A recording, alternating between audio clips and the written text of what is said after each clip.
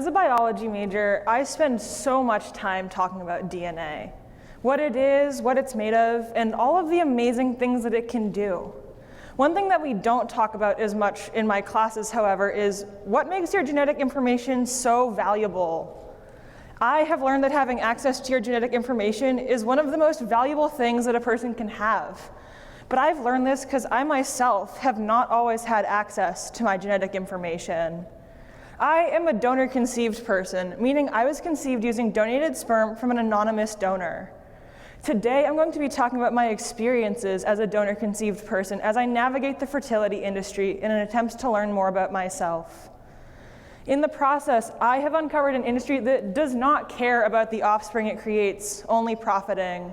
But this has taught me one thing, that having access to genetic information, especially health information, must be free and accessible to all donor-conceived individuals. So, I want you to imagine this.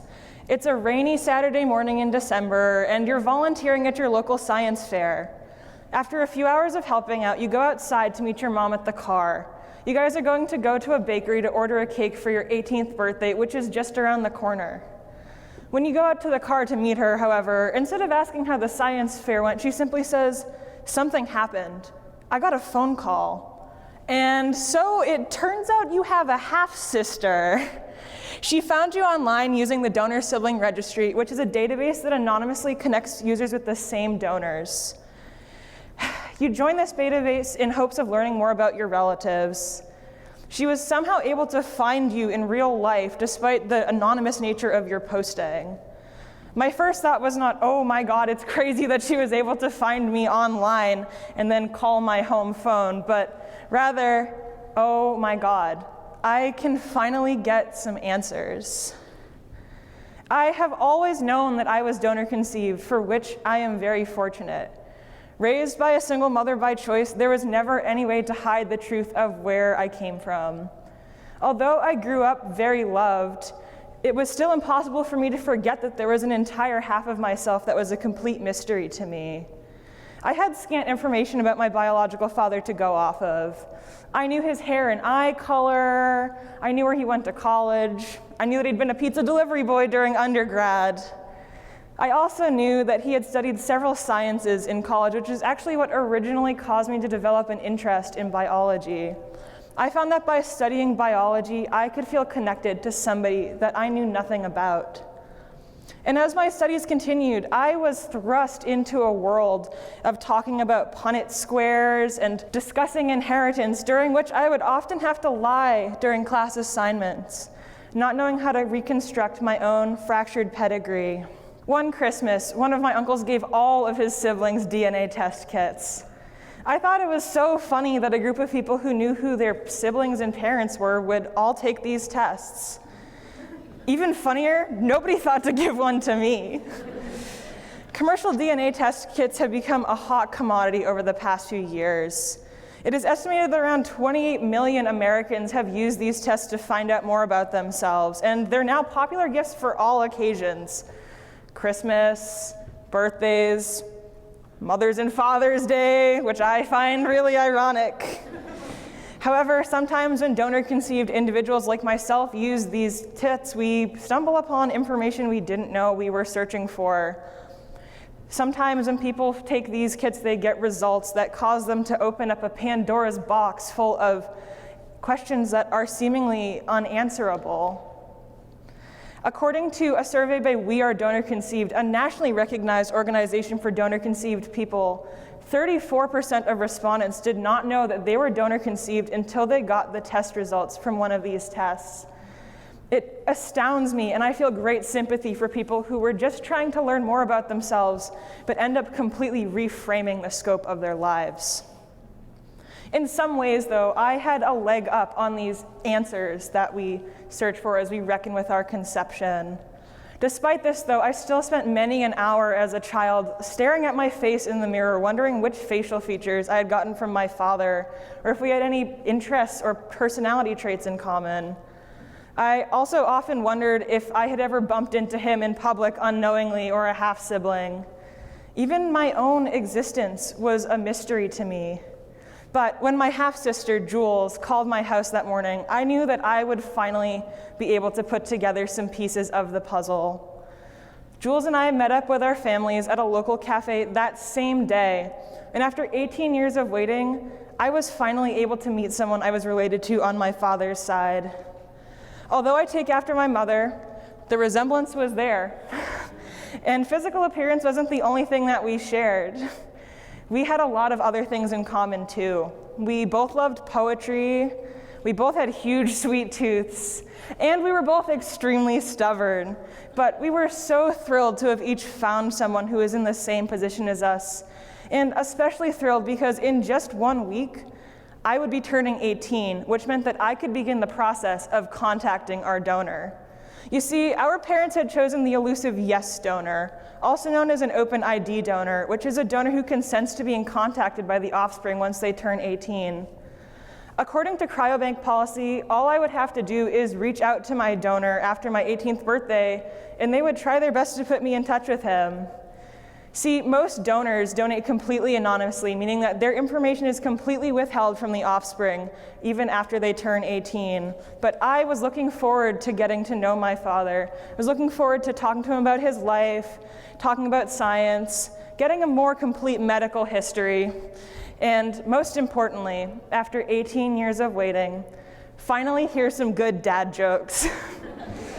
Unfortunately, my hopes came grinding to a halt.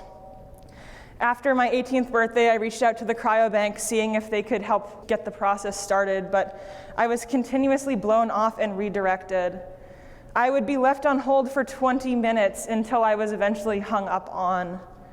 I would be promised that the person in charge of the Open ID program would be calling me back within minutes, but no call ever came. It quickly became clear to me that the employees at the cryobank had no intention of helping me, and so I purchased a $200 membership to the donor sibling registry in order to message other half-siblings on the site, but this turned up no leads. I kept persisting, reaching out to the cryobank every few months in hopes that they could begin to give me any answers or even tell me if they had my mother in their system, but they refused to answer any questions. And this is when it became clear to me that to the fertility industry, offspring are just products. The difficult truth is I owe my existence to a corporation.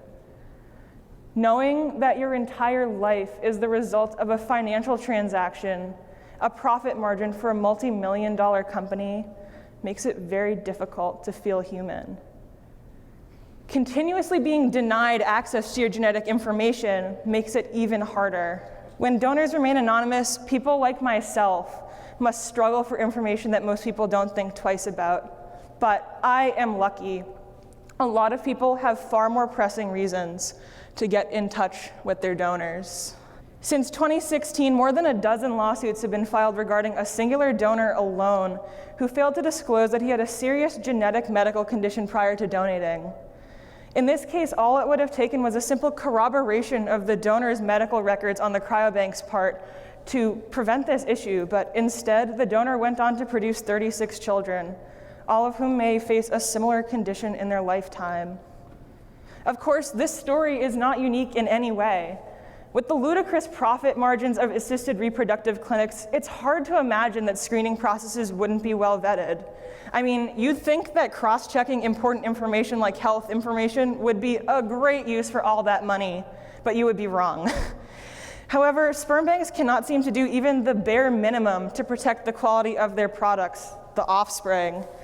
In fact, it doesn't take a genius to realize that the medical records that a 20-year-old provides at the time he donates will not be representative of his health history down the line. I would hope that cryobanks would either raise the minimum donation age or rigorously follow up with donors throughout their lifetime to get a clearer picture of their medical histories, but this is far from the case. Instead, once the financial transaction has been completed, sperm banks completely divest all of the interest in us, the product. They do not care about the people whose lives they are creating, only profiting. Sperm overuse is another all too prevalent issue that plagues the donation industry. Defined as 15 or more offspring born from the same father, it's a rapidly expanding problem. Sperm banks often struggle to keep track of live births due to the anonymous nature of donation. Because donors are often completely anonymous, it is so easy for them to go and donate at multiple clinics without any of the clinics knowing that a donor has donated previously. This means that a singular donor can easily produce hundreds of children without the children knowing anything about their biological father or his medical history. And I mean, it's not hard to imagine that when hundreds of people who are related live in one geographic area and don't know that they're related, bad things can happen. If I had $1 for every time someone asked me if I was scared that I was going to accidentally date a half-sibling, I would have so many dollars. As a society, we take our genetic information for granted. We know, or at least we think we know, who our parents and siblings are. If we have health concerns, we can ask them about their medical histories, but for donor-conceived people, this is not the case. And corporations refuse to see how big of an issue this poses. When donors remain anonymous, people like myself must struggle for scraps of information about who we are. So at one point during my journey, I began to lose morale. The pandemic was in full swing, and it had been months since I'd heard from the cryobank. I was browsing the donor sibling registry when I came across an article about other donor-conceived people who are struggling to get in touch with their open ID donors. I felt so seen by their accounts of feeling dehumanized and disrespected, and so I decided to do what a lot of them did, and I turned to legal help. I got in touch with a lawyer who helped me write a letter to the clinic threatening legal action if they didn't hear my case. Within 5 days, I had heard back from the cryobank saying that not only did it have no record of my prior attempts to contact them or my mom as a client, but that they would only hear my case if I sent off a litany of paperwork to prove my identity. And so I consolidated my life into a packet of papers and sent it off to the cryobank, knowing that I may very well never hear from them again. As the months passed, my thoughts began to race as I imagined I would be hearing what could only be a worst-case scenario. What if my donor was very ill? What if my donor had produced hundreds of children? What if my donor was a criminal? What if my donor was a pedophile? What if my donor had donated because he had a weird fetish? Without answers, I began to spiral as I did not know what was going to be around the next bend. After several more months of waiting, I finally reached out to the cryobank for what would be the last time. I called them up and gave them my info and asked if they'd made any attempt to contact him. They told me that they had tried their best and, called his home phone number, which was from the year 2000, and that nobody had picked up and that their work was done. I was completely crushed. I felt completely defeated, and I felt as if something that had been promised me my whole life was insignificant to a corporation. And I was right. I mean, who has the same phone number they had in 2000? It still astounds me how little regard for the lives of the donor-conceived that fertility clinics hold. I spent my teenage years and hundreds of dollars trying to get answers that most people don't think twice about. Unfortunately, I am not alone. However, this is also the greatest gift that being donor-conceived has given me. Over the past 3.5 years, I have been in touch with 12 amazing half-siblings who have completely recontextualized the way I view myself and given me a literal second family. I now feel that I know myself better than ever before, and being able to put a name and a face to some of my relatives has given me some much-needed peace. At one point during my journey, I also took a commercial DNA test, which, like the other tools I've used along my story, cost me more than $100.